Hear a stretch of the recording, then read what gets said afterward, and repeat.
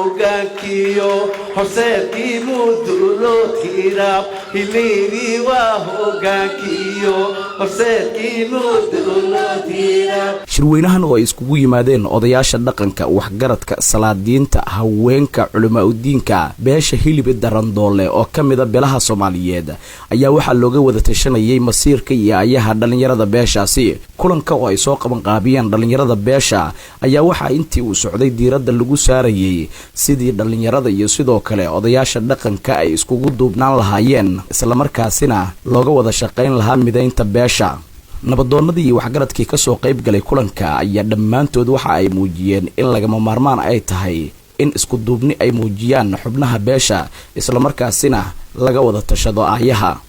ugu horeyntii Cabdullaahi Xuseen Nuur iyo Cabdirasaaq Maxamed Nuur Geesay oo ahaa dhalinyaradii soo qaban qaabiyay kulanka ayaa waxa ay ka hadleen ulajeedada loo soo qaban qaabiyay kulankan beelweynta hilib darandoole u soo jeedinaya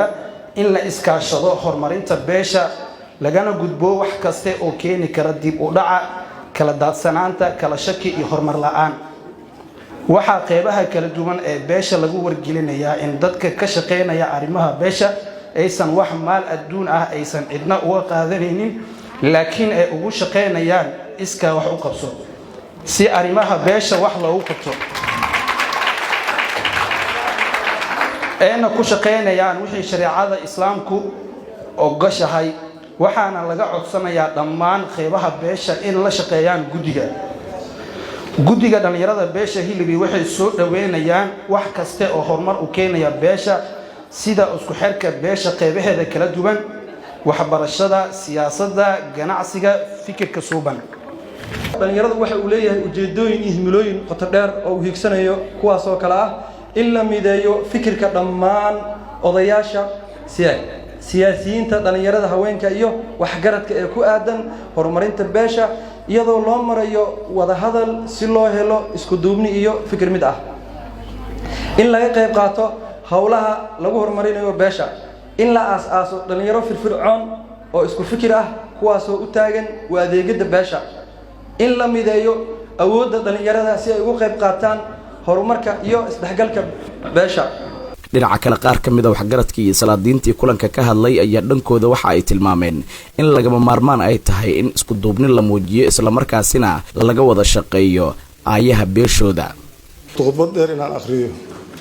waa yani runtii shaqaan ku jiray haddana waxaan ka maqnaa waay markii lidii beeshi ayaa isu imaanayso oo maaragtay oo wanaag iyo wax badan maaragtay looga hadla oo dadka markii wax waay aan inteena mas'uuliyiinta aan ka nahay waa dad masaakiina dad aan aqoon lahayn marka dadkii wax u qaban lahaa intiina waay iyo wax la mid ah marka intaasaa macnaha igu kalifto aan jeclaystay inaan laba kalmood idinka dhaho waana mahadsantihiin xasan saalax ma arag hilibisaan maanta isugu xiran oo imaanayo ilaa maalintaas oo sida uu sheegay marka maasha Allah waa maalintii labaad shucuurta iga tambadisay farxadda iga tambadisay marka yaan la ii qabanin hadal badan ma aqaano microphone kuma hadli aqaano hilibin ilaahay hamideeyo barboski la aqriyana wax walba lagu sheegay